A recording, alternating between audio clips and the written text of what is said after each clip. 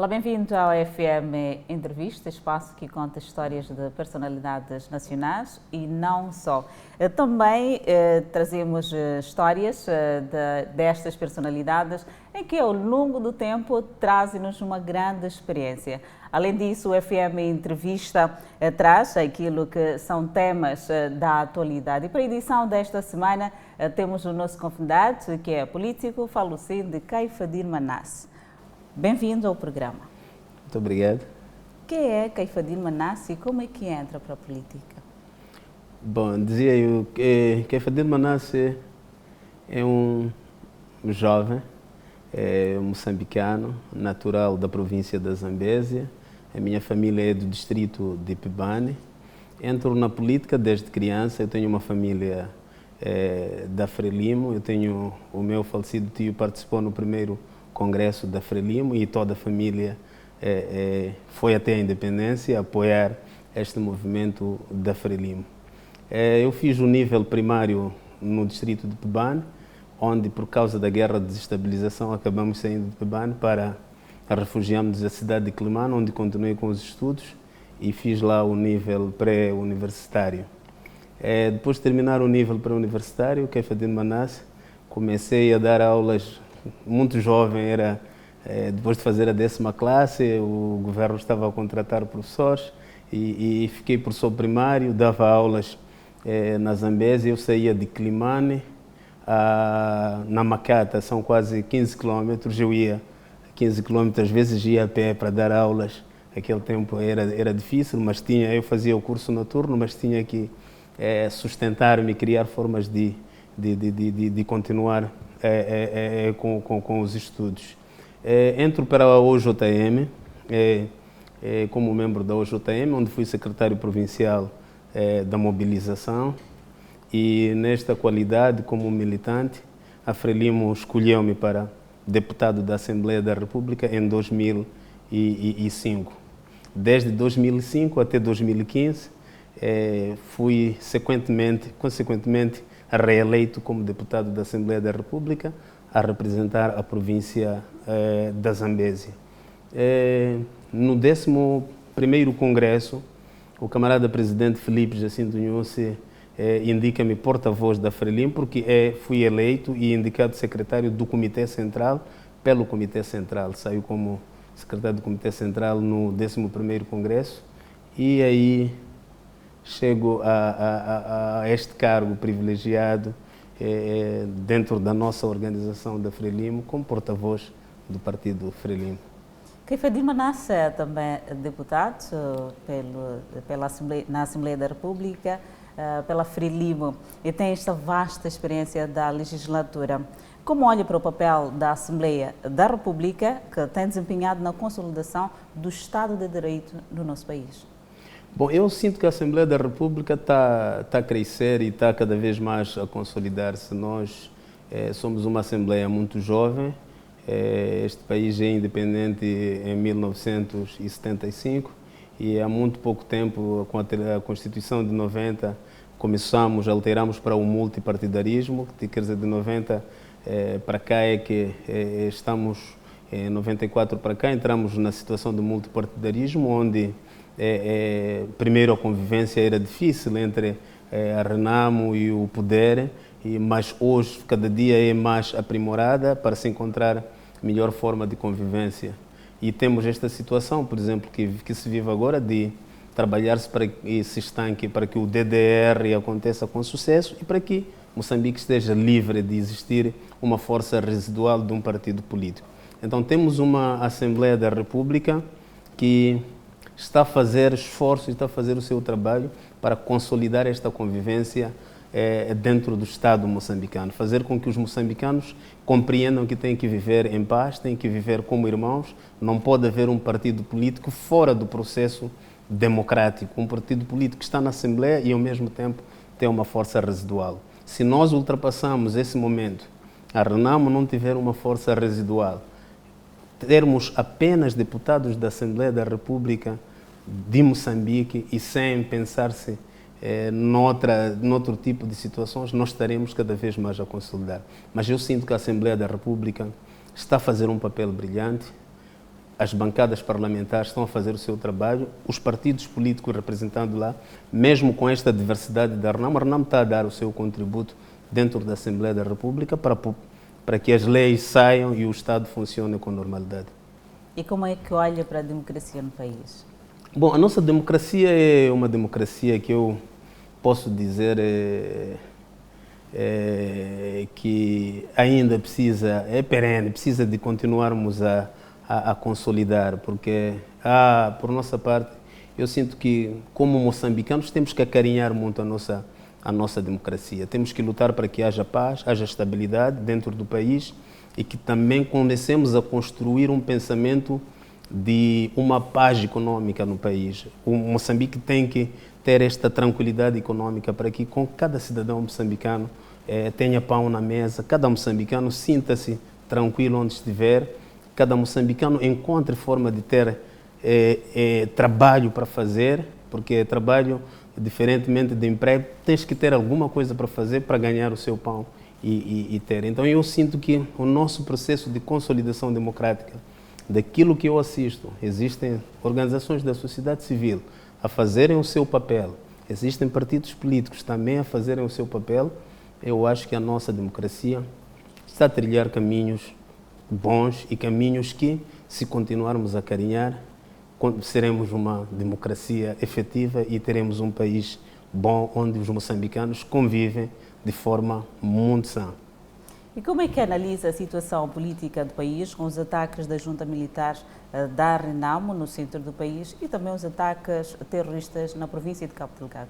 Bom, este é um desafio que temos que continuar, todos os moçambicanos unidos a fazer o esforço, cada um a dar o seu todo, para que a RENAMO por si faça uma introspecção, mas é verdade que neste processo nós encontramos a liderança da RENAMO, mesmo dentro da RENAMO, atores válidos e relevantes que estão a compreender o processo DDR e daquilo que vejo aparições da liderança da RENAMO, saudando este trabalho que o Sua Excelência Presidente Inúcio está a fazer em prol do DDR, eu acho que como moçambicanos encontraremos melhor solução, sairemos deste desiderato. É importante que aqueles que estão lá no mato, nesse caso, os da junta militar, aproveitem este processo de DDR, integrem-se e qualquer exigência seja feita num ambiente político pacífico para que encontrem-se soluções para que aquelas que são as dificuldades que têm sejam dificuldade dos moçambicanos e todos nós tratemos elas de forma a desenvolvermos o nosso país. É algo preocupante porque isto retarda o nosso processo de construção e de consolidação do nosso poder econômico. Nós temos sempre retardado porque sempre temos perturbação do país, há sempre intranquilidade na zona centro e isto não é bom para a nossa consolidação democrática.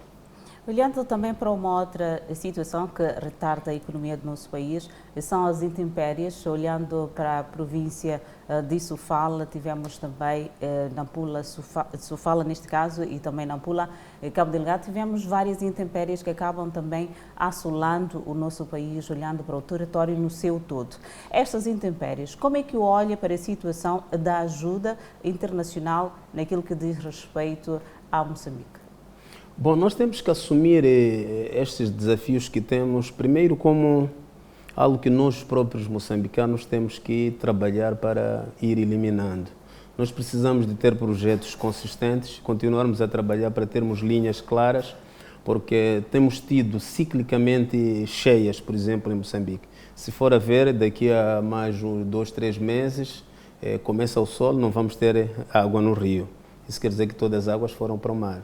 É preciso começarmos e continuarmos a trabalhar, e vejo que os programas de governo estão a apostar nisso. É preciso começarmos e avançarmos para a construção de barragens, que essas barragens defendam a água que vem, para que as zonas não continuem a ter ciclicamente este problema de inundação, depois do dia seguinte cheia. Nós estamos localizados numa zona propensa a ciclones, estamos ao nível, na zona do mar, e isto teremos desafios eternos por causa dos ventos. Então, nós devemos continuar a aprimorar a nossa política de gestão de riscos para que, de fato, não tenhamos este tipo de situações. Há populações que vivem, por exemplo, em zonas onde há um ano atrás houve cheias e são retiradas. Dia seguinte, quer dizer, basta parar as cheias, voltam para lá.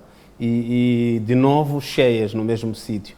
Então temos que fazer políticas consistentes e que esta população não regresse para aquelas zonas de risco e criarmos um ambiente em que as populações tenham espaço para estar. Por exemplo, quando há um reassentamento, temos que ter uma visão de construir infraestruturas sociais. Nesse caso, temos que potenciar com água, pôr lá os centros, os hospitais e pôr-se lá a escola, mas a população tem que estar lá. Não é para ir e voltar. Temos que criar políticas sérias e claras para que eliminemos este tipo de situações. Porque o nosso país vai ciclicamente sofrendo esta situação. As pessoas saem, um ano a seguir voltam e o governo vai passar sempre a receber ou a criar condições de desvio de orçamento do Estado para levar a população de um ponto para o outro. Então, como são zonas que ciclicamente temos este problema, eu acho que é preciso começarmos a aprimorar a nossa visão estratégica para que seja definitivo e eliminemos este foco de muito sofrimento quando há muita chuva. O mundo é assolado pela pandemia da Covid-19 que tem ceifado vida. E como é que acha que a sociedade deve ser mobilizada, olhando para o nosso país e as estratégias desenhadas para fazer face à doença viral? Bom, aí eu quero saudar o camarada presidente Filipe Jacinto Nunes. Logo que começou esta situação da pandemia, ele tomou a decisão através do decreto presidencial e tomou algumas decisões para que os moçambicanos estivessem consciencializados. A questão do coronavírus é uma questão que tem que ser mais a consciencialização dos moçambicanos. Nós temos que estar consciencializados. Cada um tem que trabalhar para que compreenda que esta é uma doença e que o governo apenas está a fazer o seu trabalho de comunicar os efeitos desta doença. E cada um tem que compreender que se nós não criamos situações de nos prevenir, que estaremos a criar fossos e estaremos a criar problemas para o setor de saúde. E nesse caso, aquelas outras doenças, malária, todas as outras doenças não encontrarão por parte da saúde resposta, porque todos os profissionais estão virados para o corona, estão virados e alguns até estão a ficar infectados com isso. Então, os decretos presidenciais que o camarada presidente Filipe Jacinto Nunes vai emanando é mais para a consciencialização dos moçambicanos. Alguns discutem os decretos dizendo que não, porque o presidente faz o recolher obrigatório, por exemplo. O recolher obrigatório não é uma medida que tem que ser levada como uma medida de mal, na minha ótica e percepção. Eu acho que o presidente traz aquela medida mais para a consciencialização dos moçambicanos. Porque quando você sabe que 21 horas tem que voltar para casa, depois vais recordar por que tem que voltar para casa. É que é uma doença que o governo está a tentar prevenir, que a solução de prevenção desta doença não é uma solução execuível. Cada dia procura-se encontrar a melhor forma para que, além do distanciamento, além do uso da máscara, tem que se encontrar cada vez mais formas das pessoas não estarem juntas muito tempo. E por isso marca-se às vezes que há um recolher obrigatório das tantas às tantas, é mais para que os moçambicanos estejam conscientes. Em vez de discutirmos por que se tomou esta decisão, é legal ou não é legal, temos que compreender que esta é uma doença extremamente complexa, extremamente difícil e que está a matar pessoas. E estando a matar pessoas, é obrigado a cada moçambicano concentrar-se, fazer introspeção junto da família, junto dos amigos e todos estarmos unidos para afastarmos esta doença que pode empobrecer mais o nosso país. Keifadir Manasses, vamos feitar um breve intervalo, voltamos dentro de instantes com mais conversa. Até já.